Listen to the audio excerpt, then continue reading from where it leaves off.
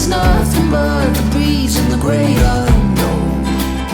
Leave your worries and your suitcase.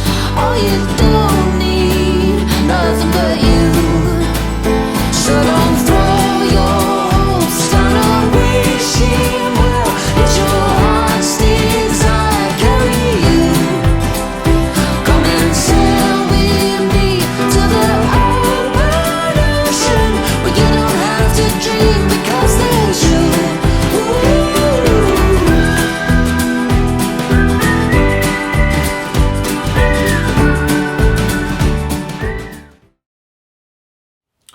Hey, my name's Graham. This is Live at 5 Knots.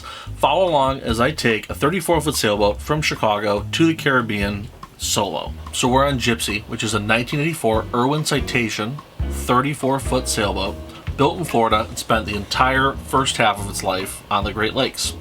I purchased her from a friend in October of 2021. He had already made a ton of great upgrades to the boat. All new sails, new canvas, new running rigging, new cleats up here by the two self-tailing winches on the cabin top.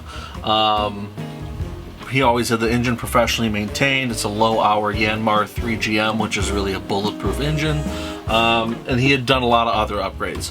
So when I bought it, I did more upgrades that I wanted. New electronics, new stereo, VHF, that type of stuff.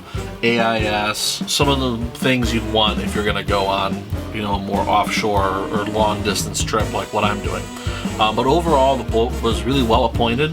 I'll do a tour video one of these days. I don't have the time right now. One of the reasons I bought this boat was specifically the engine. It's a Yanmar 3GM, which is an engine I'm very familiar with. Used to teach a class on how to rebuild them back in Chicago, and they're extremely bulletproof. As long as you keep fresh oil in them, keep them cool with a good impeller, and keep clean diesel in them, they will run forever. It's easily a 5, 6, 7,000 hour engine before it needs a major rebuild.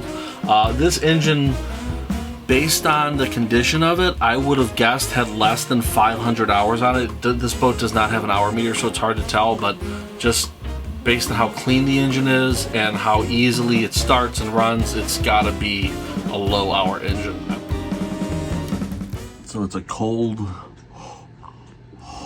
let's see, it's cold. It's a cold, chilly day here in Waukegan. We're getting some more work done for the season. Today we are tackling our engine, namely oil filter, impeller, oil change, checking the belts.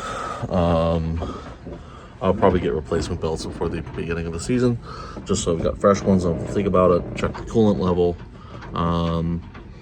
and a couple other things, changing out fuel filters, all that stuff. So that's what we're doing today. I like to take a little bit of oil here, put it on my finger, and then just rub this O-ring so that it's lubricated as it goes on the engine and it doesn't bind up as we tighten it up. These oil filters, they only need to be hand tight. They do not need to be put on with a wrench.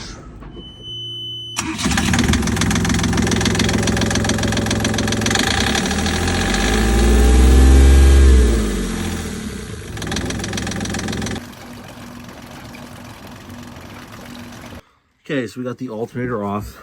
You see the wiring here, pretty small for the, that was for the alternator output, and that's the earth. So as you can see, it's pretty small. So we're gonna have to upgrade those wires.